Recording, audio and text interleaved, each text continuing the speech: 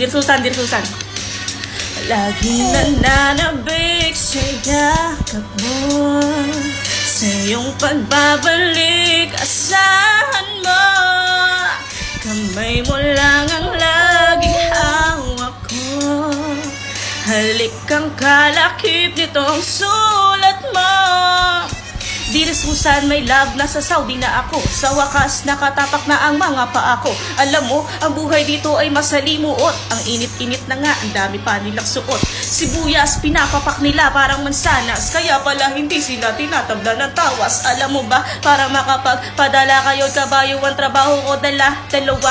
Sikyo sa umaga, taga-timpla ng kape. Para yung kita malaki, masayis na pa sa gabi. Yung isang kasama ko, pinarusaan sa campus. Pinahubad lahat, tas pinayakap sa cactus. Hanggang dito na lang, mag-iingat ka palagi. Tiis-tiis lang muna, pipilitin kong bumawi. At hindi lang sulat to, may konting pera dyan sa selyo. Napanalunan ko sa karera ng kamelyo.